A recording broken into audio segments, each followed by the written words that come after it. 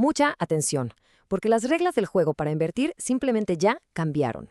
Estamos justo en medio de una transición global, una tan profunda que esa vieja estrategia de apostarle el 70% al mercado de Estados Unidos ya es francamente una pieza de museo. Así que prepárense, porque vamos a desglosar un nuevo manual para construir una cartera diseñada para sobrevivir y, sobre todo, para crecer en el mundo que viene, no en el que ya se fue. Y si se necesita una sola señal para entender la magnitud de este cambio, aquí está. 330.000 millones de dólares. ¿Qué es eso? Es la reserva de efectivo récord que tiene Warren Buffett. Cuando el inversionista más famoso de la historia acumula una montaña de dinero así, no está siendo conservador, no, está mandando un mensaje clarísimo. Se vienen tiempos de turbulencia, pero también de grandes oportunidades, y hay que estar listos. Perfecto. Entonces, este va a ser nuestro mapa para navegar la nueva realidad. Primero, vamos a entender por qué estamos en esta transición. Después, construiremos una cartera sólida con 3 pilares: diversificación geográfica, activos alternativos y startups. Y al final, vamos a tocar la pieza que une todo, la mentalidad de riesgo, esa que separa a los que ganan de los que se quedan atrás. Ok, vamos al fondo del asunto. El principal riesgo hoy en día se puede resumir en una sola palabra: concentración. El mercado estadounidense depende, y peligrosamente, de un puñado de gigantes tecnológicos. Y todos están subidos a la misma ola: la inteligencia artificial. La cuestión aquí no es si la IA va a funcionar o no, sino qué pasa si toda la economía global depende de una sola narrativa. Porque si esa narrativa tropieza, el efecto dominó podría ser devastador. Esta imagen lo dice todo, de verdad. A la izquierda, la cartera tradicional. Es como una torre de Jenga que depende casi por completo de que a Estados Unidos le vaya bien. A la derecha, el modelo resiliente, una balanza, con el peso distribuido de forma mucho más equilibrada por todo el mundo. El cambio es pasar de la concentración al balance. La pregunta es, ¿dónde está la cartera de cada quien hoy por hoy? Aquí es donde empezamos a reconstruir. El primer pilar: geografía. La estrategia suena simple, pero es radical: dejar de poner todos los huevos en la canasta estadounidense. Se trata de bajarle al riesgo de concentración y, más importante todavía, de ir a buscar el crecimiento donde de verdad esté, en regiones con dinámicas económicas completamente nuevas y diferentes. Y bueno, ¿dónde están esas oportunidades? El análisis apunta a un trío bastante interesante. Una Europa que parece estar despertando, mercados emergentes que están sacando músculo con sus monedas y, la apuesta más sorpresiva de todas, un Japón que está rompiendo todas sus propias reglas. Vamos a ver cada una.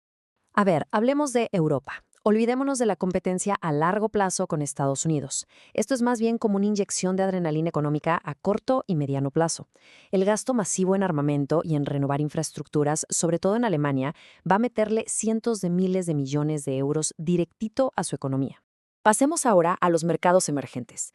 Aquí la recomendación es muy clara: sobreponderar, o sea, darles más peso en la cartera del que tienen en los índices mundiales.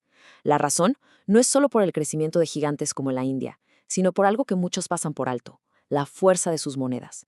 El año pasado, las divisas de Latinoamérica le ganaron al dólar. ¿Y eso qué significa? Que las ganancias de las inversiones en la región se multiplicaron. Es un doble motor de rendimiento. Y aquí viene la apuesta más inesperada: Japón. Su nueva política de bajar impuestos y aumentar el gasto público en un país que ya tiene una deuda enorme es muy, muy arriesgada. Esta cita lo resume a la perfección.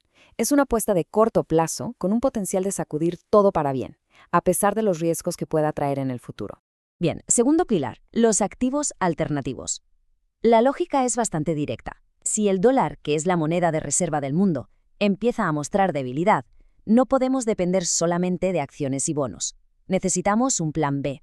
Necesitamos activos reales, tangibles, que funcionen como un refugio si empieza la tormenta. ¿Y cuáles son esos refugios? Primero, el más clásico de todos, el oro. Y esto no es una moda, ¿eh? Los propios bancos centrales del mundo lo están acumulando para alejarse del dólar. Segundo, el disruptor digital, Bitcoin, que cada vez se perfila más como una opción de futuro. Y tercero, el pilar de la economía real, el mercado inmobiliario, un activo tangible que responde a una necesidad humana básica. Para que se entienda la oportunidad en el sector inmobiliario, solo hay que ver este número. En España, por ejemplo, faltan 700.000 viviendas. El gobierno planea construir unas 15.000 al año. A ese ritmo tardarían casi 50 años en resolver el problema. Es un hueco enorme entre la oferta y la demanda, y ese hueco lo tiene que llenar la iniciativa privada. Lo más interesante es que ya no se necesita una fortuna para entrarle a este mercado. Hoy hay opciones mucho más accesibles.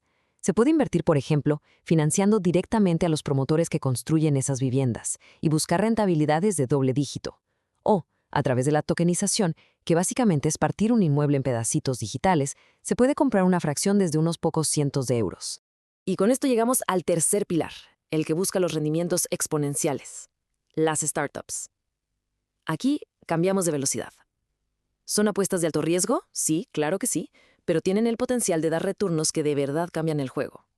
Es invertir directamente en el talento y la tecnología que están construyendo el mundo de mañana. Miren, la era de simplemente comprar el índice S&P 500 y olvidarse del tema parece que está llegando a su fin. Ahora la estrategia es otra: saber elegir. El futuro está en identificar las grandes tendencias antes que los demás. La próxima generación de empresas unicornio seguramente nacerá de la combinación de inteligencia artificial, computación cuántica y robótica.